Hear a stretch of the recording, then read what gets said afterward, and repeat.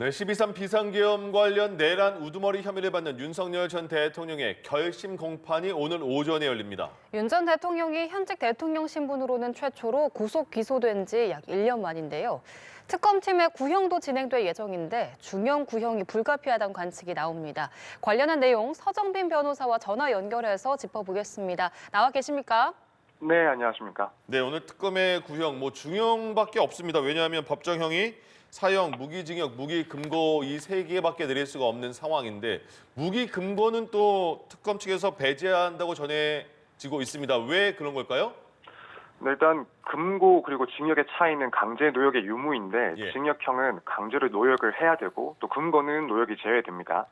그런데 이제 내란 우두머리 사건의 중대성을 감안을 하면 이제 금고를 구형할 가능성은 현저히 낮아 보입니다. 특검은 이번 내란 사태를 헌정 질서를 파괴한 국가 전체를 뒤흔드는 그런 범죄로 평가를 하고 있는데 그 수계로 재판을 받고 있는 윤석열 전 대통령에 대해서는 무기금고를 구형할 이유가 사실 찾기가 힘듭니다. 예. 참고로 실제 금고형을 선고받는 대부분의 범죄들은 과실로 인한 범죄들입니다. 그런데 만약에 이런 노동 의무를 부과하지 않는 금고형을 구형을 하게 되면은 오히려 이례적이라는 그런 비판을 받을 수밖에 없습니다. 그렇기 때문에 사실상 사형이나 혹은 무기징역형 이 두 가지의 선택지밖에 없다라고 봐야 되지 않을까 싶습니다. 예. 네. 그렇다면 이 형량을 가를 쟁점에는 어떤 게 있을까요?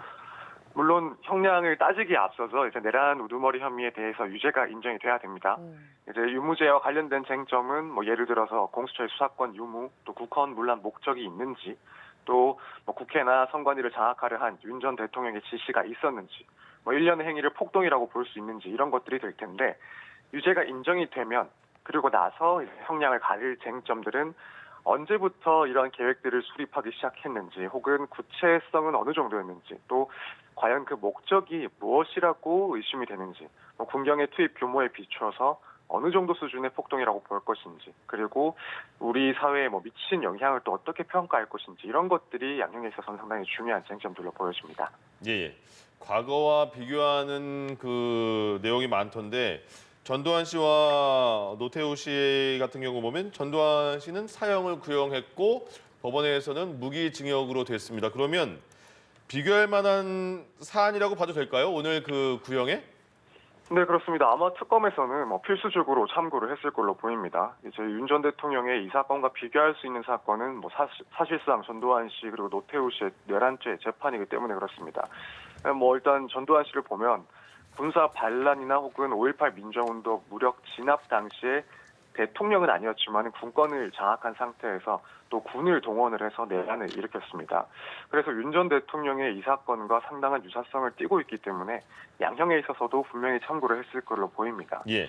다만 차이점 역시도 존재하기 때문에 이 부분 역시 충분히 검토를 하고 구형을 할 걸로 보이는데 이제 윤 전 대통령의 사건은 과거 전두환 씨의 사건과 비교를 했을 때 인명피해 양상이라든가 내란의 결과 등이 또 다르기 때문에 사형을 그때는 사형을 구형을 했던 것을 그대로 복제를 한다기보다는 그냥 그 당시의 사건을 기반으로 하되 개별적인 사정들을 반영을 해서 양형을 논의했을 걸로 생각이 됩니다. 예. 예.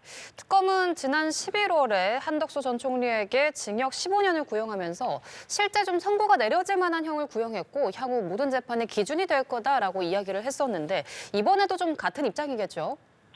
네, 그렇습니다. 물론 이제 특검 입장에서는 사형, 무기징역 두 가지의 선택지 밖에는 지금 없기 때문에 한덕수 전 총리의 구체적인 형량이 15년 구형 자체를 참고 사항으로 할 수는 없을 거고 다만 이제 당시에 밝혔던 것처럼 실제 선고가 내려질 만한 형을 구형한다라는 점은 충분히 참고를 했을 걸로 보입니다. 만약 그렇다면은 개인적으로는 사형보다는 무기징역형을 구형할 가능성이 조금 더 높다라고 생각이 되는데 앞서 한 차례 비교하긴 했지만 이 전두환의 경우에는 결국에는 무기징역형이 확정이 됐습니다. 내란 결과 군부 독재가 이어졌고 또 과정에서 많은 국민이 희생이 됐던 사건인데 무기징역이 선고됐다라고 한다면 윤석열 전 대통령의 사건에서도 이 무기징역을 넘는 선고는 예상하기 힘들지 않나 생각이 됩니다. 그렇다면은 실제 선고가 내려질 만한 형을 구형한다라는 기준을 관철한다 그랬을 때 결국에는 사형보다는 무기징역형을 구형할 가능성이 높지 않나 이렇게 보고 있습니다. 예.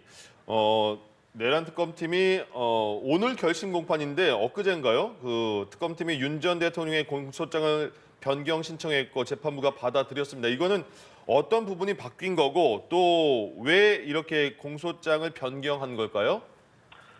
일단 특검에서 변경한 내용은 이제 윤 전 대통령의 계엄 모의 시점을 기존 공소장에서보다 5개월 정도 또 앞당기는 방향으로 변경을 신청을 했습니다. 예. 원래 기존 공소장에는 2024년 3월부터 모의가 있었다라고 봤는데 그것보다 5개월 정도 빠른 2023년 10월경부터 모의가 있었다는 거고요. 일단 이렇게 변경을 신청한 이유에 대해서는 결국 모의 시점이 언제인지 여부에 대해서 재판 과정에서 보다 구체적으로 드러난 사실관계들이 있었고 이걸 종합했을 때는 모의 시점이 훨씬 더 앞이었다라는 겁니다. 또 한편으로는 결국에는 양형과 관련된 연결이 되어 있는 부분이기 때문에 또 중요하다라고 판단을 해서 예. 모의 시점을 당긴 점도 있는 것 같습니다. 물론 이제 윤 전 대통령 변호인 측에서는 이 공소사실 변경과 관련해서 기존의 공소사실 내용과는 동일성이 인정이 되지 않는다. 그래서 방어권을 침해한다라는 주장을 하면서 만약에 공소장을 변경하게 되면은 처음부터 다시 재판을 진행해야 된다라고 반박을 했는데 예. 여기에 대해서 재판부는 기본적으로 사실관계의 동일성이 유지가 된다. 그리고 뭐 시점 여부가 언제인지에 대해서는 재판부에서 판단을 해보겠다라고 하면서 결국에는 공소장 변경을 허가를 했습니다.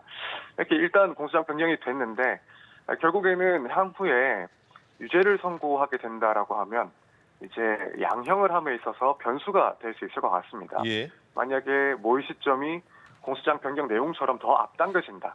그러면은 일단 이 계엄 그리고 내란은 더욱 일찍부터 치밀하게 계획된 것으로 재질이 더 안 좋다라는 평가를 받을 수가 있습니다. 예. 거기다가 지금 윤 전 대통령 측에서는 계속해서 이 비상 계엄에 대해서 호소형이었다, 경고형이었다라고 주장을 하고 있는데 이 주장과는 또 더 멀어질 수밖에 없습니다. 예. 그렇다면은 이 부분에 있어서도 죄질이 불량하다라는 평가를 받을 수 있는 양형에 있어서는 불리하게 평가를 받을 가능성이 충분히 있습니다. 예. 네, 오늘 윤석열 전 대통령뿐만 아니라 김용현 전 국방부 장관을 비롯해서 내란 사건의 다른 주요 피고인들에 대한 구형도 있는데요. 재판이 오전 9시 20분부터 시작이 되는데 그러면 어떤 순서로 진행이 되는 건가요? 크게 보자면은 특검의 최종 의견 진술이 있고 또 각 피고인들에 대한 구형이 있습니다. 그리고 나서 변호인들의 최후 변론이 이어지고 피고인들의 최후 진술 순으로 진행이 됩니다. 근데 이제 구형 순서 같은 경우에 통상적으로는 이제 공소장에 적혀 있는 피고인 순서대로 구형을 하게 됩니다. 지금 재판 같은 경우에 윤 전 대통령의 재판에다가 다른 피고인들의 재판이 병합되어 있는 형태이기 때문에 피고인 1은 윤 전 대통령으로 적혀 있을 것으로 보이고 그렇다면은 윤 전 대통령에 대한 구형을 먼저 하고 다른 피고인들의 구형으로 이어지는 게 보통입니다. 예. 또 전체적인 구조상으로 보더라도 우두머리 혐의부터 구형을 하고 그다음 중요 임무 종사자에 대한 구형으로 진행하는 게 자연스러운 순서기는 합니다. 다만 이제 이런 구형 순서가 법적으로 정해져 있는 것은 아니기 때문에 예. 예를 들어서 뭐 죄책을 보다 강조하기 위해서 윤 전 대통령에 대해서는 마지막에 구형을 하는 것도 충분히 가능하다고 생각이 되고 예. 또 피고인들의 구형을 마지막에 한꺼번에 몰아서 하는 것도 일단 가능한 그런 사안으로 보이기 때문에 예. 구형 순서에 있어서는 통상적인 경우와 비교했을 때 좀 차이가 있을 수도 있다 이렇게 보여집니다. 예. 변호사님, 그러면 1심 오늘 구형을 내리고 1심 선고 결과는 언제쯤 나오게 되는 것이며 그리고 또 그 1심 선고 결과 나온 이후에는 어떤 일정이 있습니까? 일단 1심 선고는 통상 형사재판에서 한 달 정도 뒤에 선고를 하는 것이 일반적이긴 합니다. 다만 이제 이번 사안 같은 경우에는 워낙 쟁점도 많고 또 피고인들도 많기 때문에 한 달보다는 조금 더 길어질 가능성도 있지 않나라고 생각이 되고 예. 그럼에도 불구하고 결국에는 2월 안에는 선고할 가능성이 제일 높지 않나라는 생각이 됩니다. 예. 이제 1심 선고를 하게 되면은 이후에 특검 측이든 혹은 윤 전 대통령 측이든 이제 항소를 하게 되죠. 네. 항소는 뭐 판결이 있고 나서 일주일 내에 항소를 해야 되는 것이고 이제 만약에 뭐 특검 측에서 구형한 수준의 형이 선고가 된다라고 한다면 윤 전 대통령 측에서 항소를 할 것이고 그런데 재판부에서 감경을 한다라고 한다면 특검 그리고 윤 전 대통령 양측에서 모두 항소를 할 가능성도 충분히 있지 않나 이렇게 보여집니다. 예. 네. 윤 전 대통령의 경우 지난 다른 결심 공판에서도 최후 진술을 좀 긴 시간 동안 한 바가 있는데 오늘 그럼 다른 피고인들의 최후 진술도 이어진다면 좀 재판 자체가 길어질 가능성도 있겠네요. 네, 상당히 좀 길어질 가능성이 있지 않나라고 생각이 됩니다. 보통 재판에서 변호인의 그런 변론 그리고 이 피고인의 최후 진술 같은 경우에는 길어도 5분 정도면 사실 끝나는 경우들이 많습니다. 하지만 이제 그런 사건들과는 비교를 할 수가 없는 중대한 사안이기도 하고 앞서 이제 윤 전 대통령만 본다 하더라도 재판 과정에서 본인의 의견을 상당히 긴 시간 동안 피력을 한 바가 있기 때문에 오늘 재판에서 특히 윤 전 대통령의 최후 진술도 상당히 길어질 것이다라고 보여집니다. 물론 그 전에 특검의 의견 진술 그리고 변호인들의 최후 변론 역시도 사실 상당히 준비가 되어 있을 것이고 또 각 쟁점별로 의견들이 진술될 것으로 보이기 때문에 이미 상당한 시간 소요될 것으로 보이는데 거기다가 윤 전 대통령을 비롯한 이 다른 피고인들의 이 최후 진술 역시도 상당히 좀 장기간 진행될 것으로 보이기 때문에 오늘 재판은 일단 저녁 때까지도 이어질 수가 있지 않나 이렇게 예상이 됩니다. 예, 알겠습니다. 오늘 윤석열 전 대통령의 내란 우두머리 혐의 관련 결심 공판과 관련한 내용들 서정빈 변호사와 함께 짚어봤습니다. 오늘 말씀 고맙습니다. 네, 감사합니다. 예.